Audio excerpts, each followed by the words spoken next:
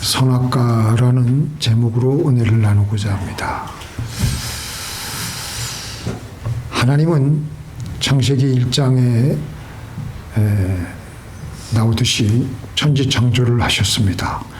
해와 달과 별을 만드셨고 식물을 만드셨고 동물을 만드셨고 그리고 각종 여러 별들을 만드셨습니다. 그리고 만드신 다음에 우리에게 다 주셨습니다.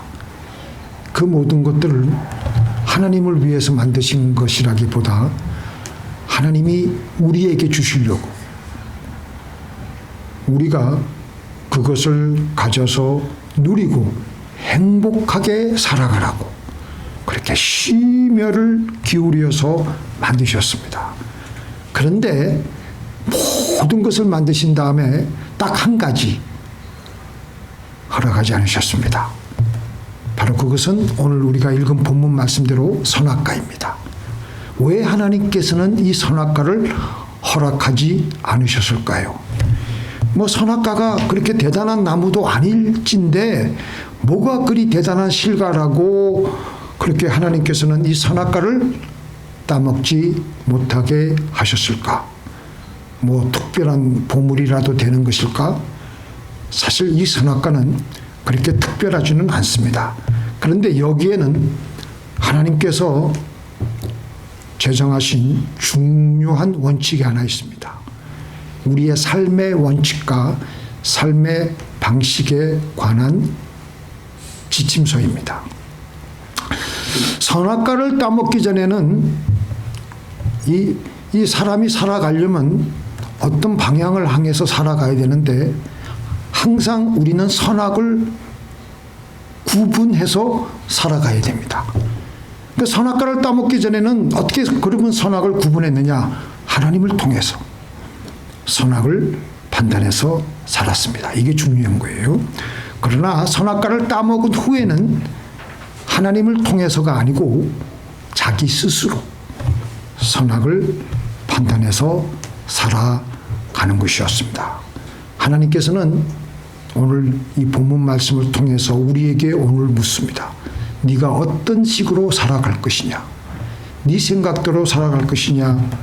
아니면 내가 말하는 대로 살아갈 것이냐? 말씀대로 살아갈래? 아니면 네 욕심대로 살아갈래? 네가 하나님 노릇해서 살아갈 거야? 아니면 나를 하나님으로 인정해서 살아갈 거야?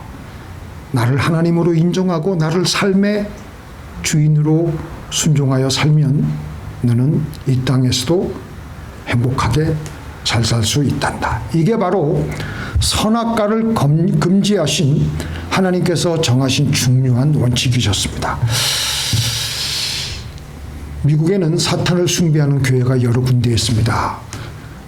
그 사탄 교회 이름이 아주 소름 돋기가 짝이 없습니다.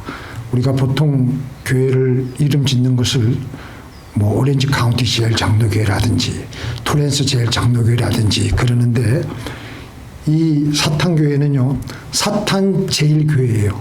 장로라고 붙이지는 않더라고요. 안톤 라비라는 사람이 사탄경이라는 그들 나름대로의 경전을 썼는데 이 안톤 라비는 락그룹 이글스의 호텔 캘리포니아라는 그 음반에도 이 사람의 사진이 나옵니다. 이 안톤 라비가 쓴 그들 사탄경이라는 이 경전 1장 1절에 뭐라고 쓰여져 있냐면 너 자신의 주인은 바로 너희다 라부터 시작되고 있습니다. 우리의 창세기 1장 1절 그건 뭐예요? 하나님이 천지를 창조하시니라. 너 자신의 주인은 바로 너희다. 이것은 바로 에덴 동산에서의 마귀가 유혹하는 말과 똑같습니다. 선악과를 따먹도록 할 때 사탄이 뭐라고 유혹합니까? 하나님과 같이 되어서 네가 하나님이 되어서 선악을 결정해서 살아. 이게 바로 창세기에서부터 지금까지 집요하게 사탄이 주장하고 있는 우리에게 유혹을 하고 있는 내용입니다. 너는 너 자신의 주인이므로 하나님을 통해서 살지 말고 눈을 떠서 하나님과 같이 되라고 합니다. 그런데 하나님은 우리 자신이 하나님이 되지 말아야 한다는 것입니다.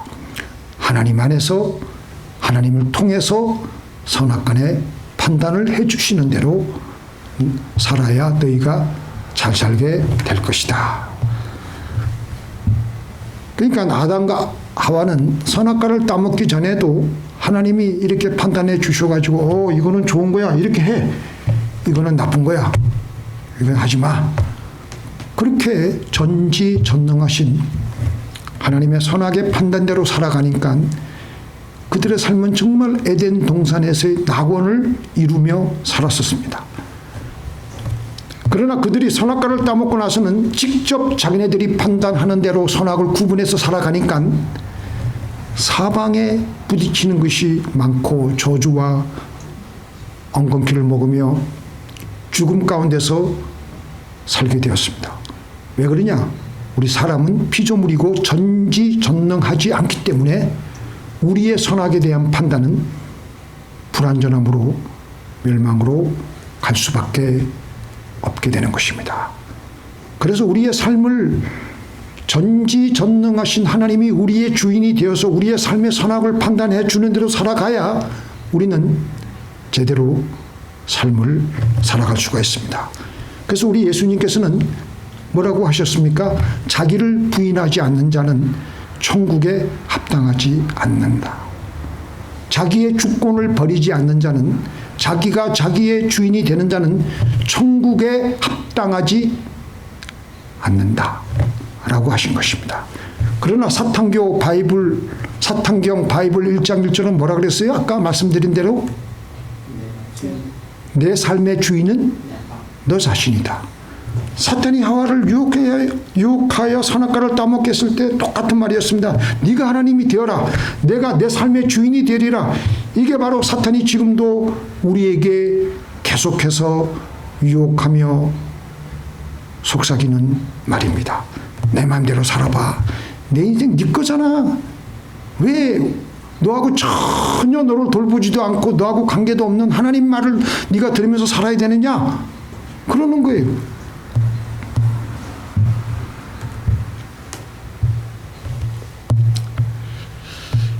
우리는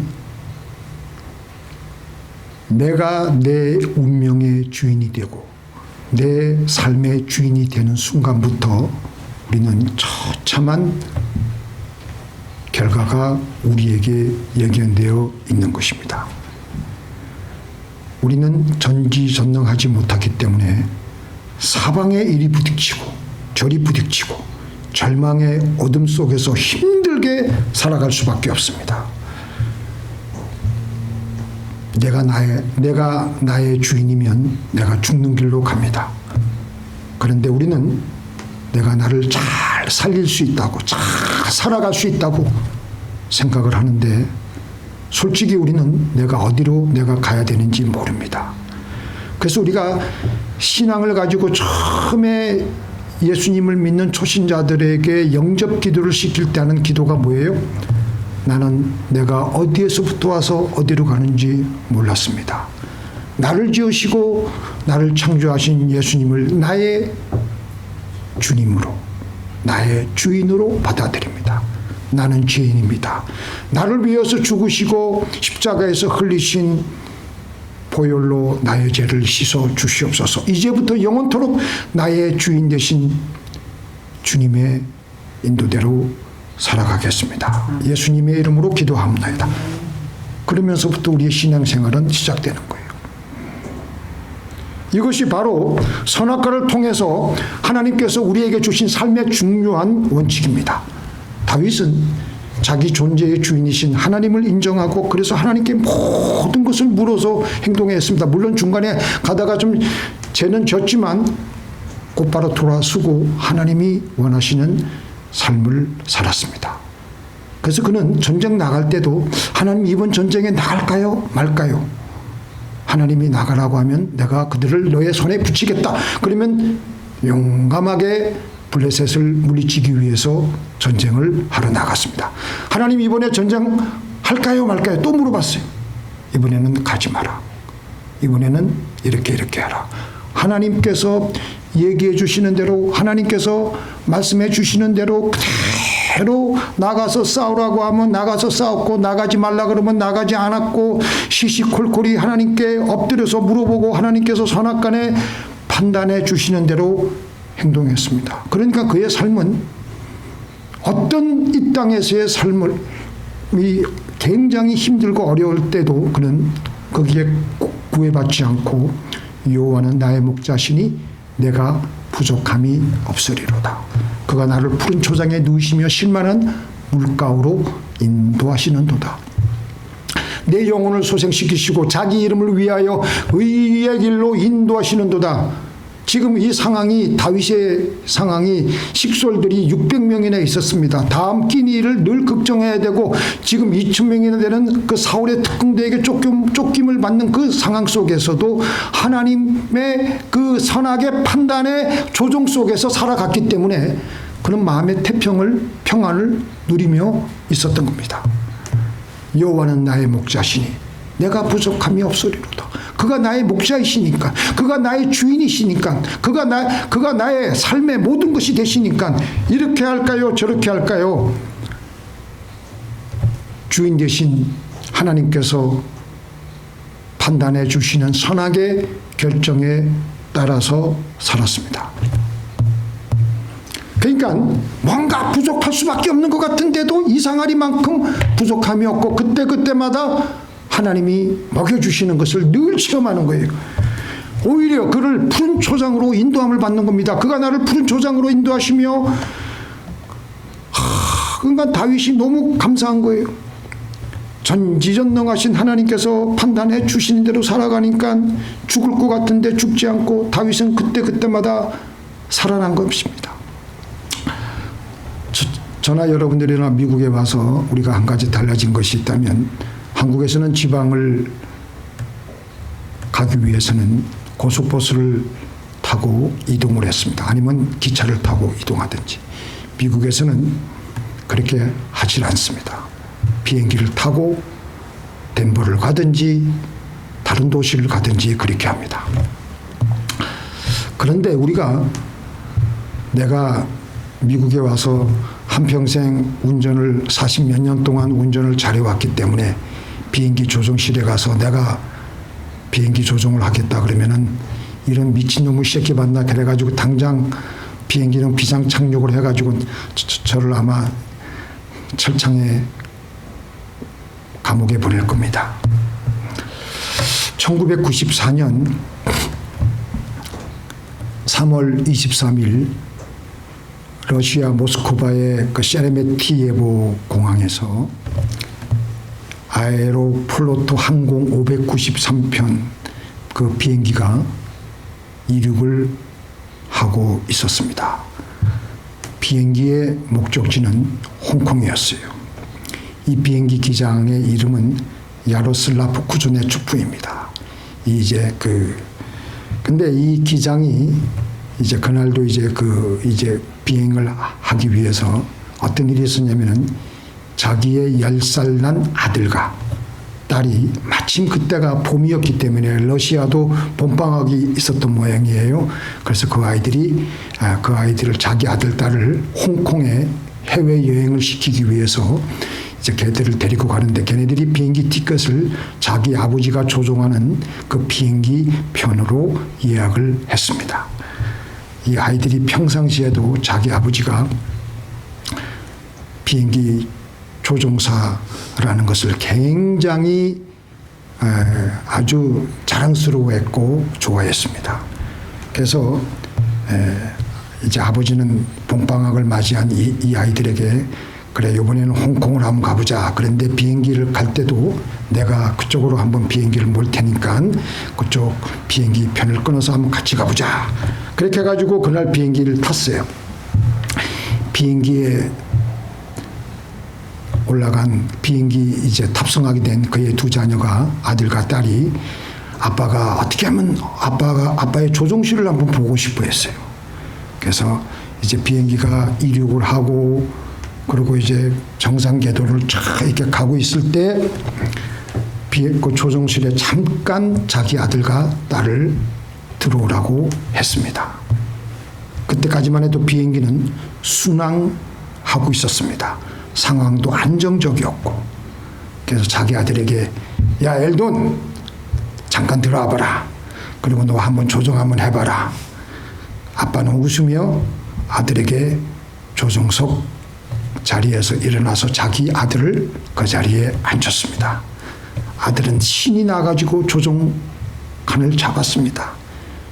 처음에는 떨려가지고 조심스럽게 움직이다가 자기도 모르게 어느 순간 왼쪽으로 강하게 밀면서 비행기의 오토파일럿 시스템이 해제가 돼버린 거예요. 그러니까 자동 조종 장치가 조용히 풀려나 버린 거예요. 그 조종관이 꺾인 방향으로 비행기는 조금씩 기울면서 그런데 그때까지만 해도 아무도 그 변화를 알아차리지 못하는 거예요. 몇 분 후에 비행기는 점점 더 왼쪽으로 기울며 급격하게 하강하는 거예요. 그때서야 이 기장과 부기장이 이상한 문제가 생긴 것을 알고 깜짝 놀라 자기 아들을 빨리 내려오게 하고 빨리 조종관을 다시 잡았지만 이미 비행기는 급속도로 내려가고 있는 거예요. 추락하고 있는 거예요. 아 이거 오토파일럿이 언제 꺼졌냐? 왜 이렇게 기울어졌냐? 고도를 다시 올려야 돼. 이게 마지막 블랙박스에서 나온 얘기예요. 그렇지만 비행기는 회복할 수 없는 궤도로 계속해서 수직 낙하를 하고 있었습니다. 조종사들이 최선을 다해서 조종을 자기네 나름대로 진땀을 빼며 시도했지만 고도는 너무 낮았고 속도는 너무 빨랐고 그렇게 해서 아에로 그 플로트 593편은 시베리아의 깊은 밤에 어느 산약지대에 추락을 해가지고 탑승자 전원 75명이 다 사망을 했습니다. 나중에 블랙박스를 수거해가지고 조사한 결과 비행기의 기계적 결함은 없었고 문제는 아이에게 조종관을 맡긴 것이 원인이었던 것입니다. 아이의 호기심과 아버지의 잘못된 자부심이 어우러져서 수많은 생명을 앗아갔던 것이었습니다. 이 사고 이후 전 세계 항공사들은 조종실에 조종사 외에 다른 비조종 인원의 출입을 엄격히 금지하게 되었고 그때부터 항공보안 및 안전 규정은 더 한층 강화가 되었습니다.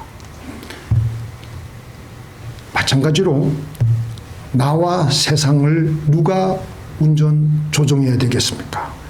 나와 세상은 하나님만이 나의 삶의 조종실에서 조종하셔야지만 우리는 안전하게 나아갈 수가 있습니다.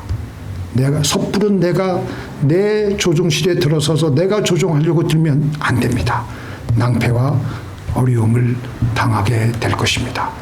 우리가 스스로 하나님 자리에 앉으려면 우리가 전지전능하여야만 하는데 우리는 사실 무지무능한 존재 아닙니까? 무지무능한 존재가 아무것도 능력도 없는 존재가 스스로 하나님 자리에 삶의 조종실에 들어가서 자신과 세상을 조종하려고 한다면 그 결과는 추락이고 사망입니다. 그런데도 사탄은 우리에게 뭐라 그럽니까? 선악과를 따먹으면 내가 하나님이 될 것이다. 왜냐하면 사탄은 우리를 죽이고 멸망시키려고 하는 게 그들의 목적이니까. 그래서 사탄경 1장 1절이 내 삶의 주인은 너 자신이다. 그런데도 우리는 이 소리를 나도 모르게 당연한 것으로 여기고 그래 맞아 내가 내 인생의 주인이야. 누가 나만큼 나를 잘 생각해주는 인간이 누가 있겠어. 내가 내 인생의 결정을 내가 내려야지. 그래야지 나는 잘 살아갈 수 있다라고 착각을 하며 사탄경의 말대로 내가 내 인생의 주인이 되어서 살았더니 더 잘 살 줄 알았는데 사망의 가시와 엉겅퀴가 나를 찌르며 고통과 한숨 속에서 살며 사망으로 추락하게 되는 것입니다. 사도 베드로가 우리 예수님 앞에서 제자들과 함께 이런 고백을 했습니다. 주는 그리스도요 살아계신 하나님이 아들이십니다 라고 고백할 때 예수님은 그에게 뭘 줬어요? 천국의 열쇠를 주었습니다. 하나님 나라를 허락하셨습니다.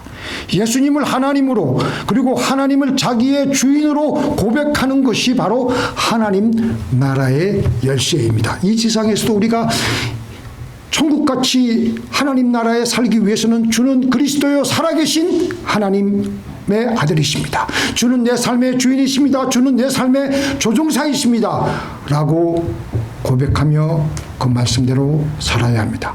비행기는 비행기 조종사가 조종해야 안전하고 나와 세상은 내가 조종해야 안전합니까? 나와 세상은 하나님이 조종하셔야지만 안전합니다.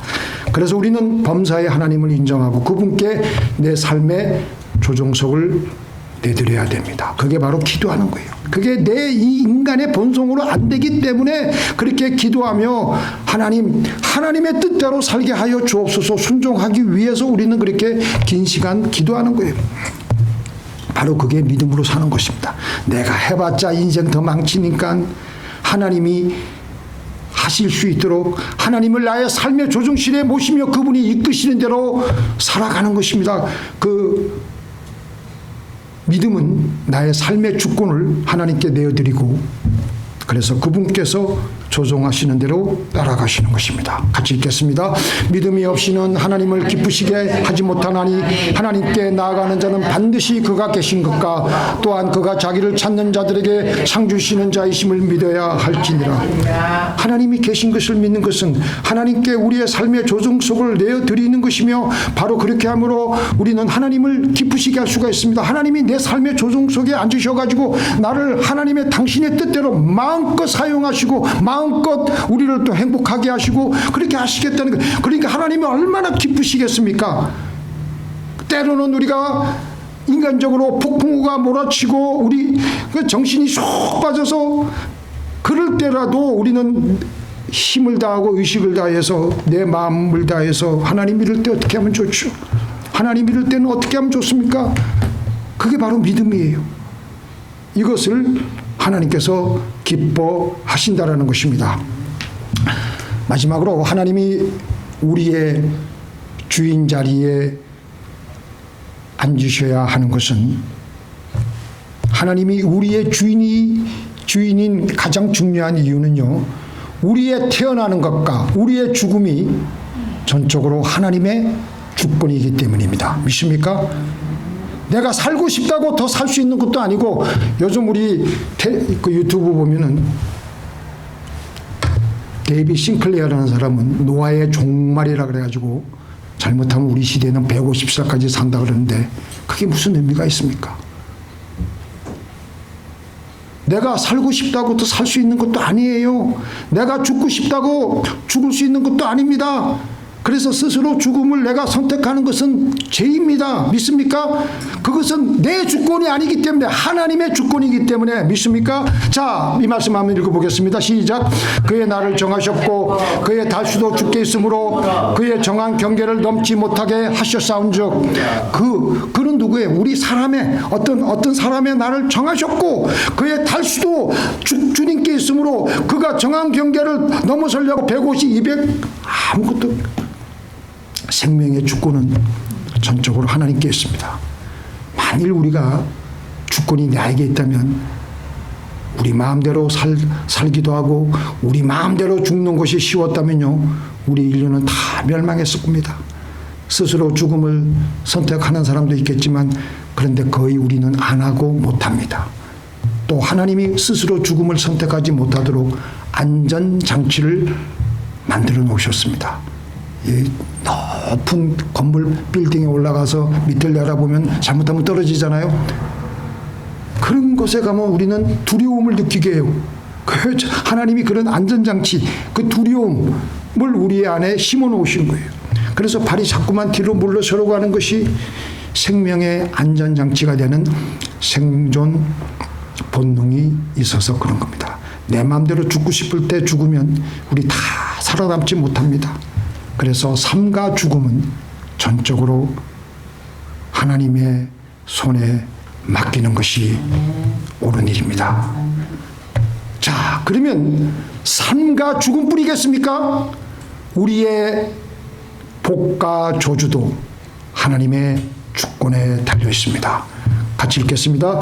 여호와는 죽이기도 하시고 살리기도 하시며 음부에 내리기도 하시고 올리기도 하시는도다. 여호와는 가난하게도 하시고 부하게도 하시며 낮추기도 하시고 높이기도 하시는도다. 우리가 태어나고 죽는 것이 하나님의 손에 있듯이 우리의 복과 저주, 우리의 모든 삶의 모든 일이 하나님 손에 있어요. 그래서 우리는 우리의 삶의 모든 발걸음을 하나님이 우리의 운전석에 앉으셔서 우리의 삶을 운전하실 수 있도록 해야 하는 것입니다. 하나님이 우리의 발걸음을 인도하시도록, 하나님이 우리의 발걸음을 인도하시는 대로 살아가시는 저와 여러분이 되기를 주님의 이름으로 축원드립니다.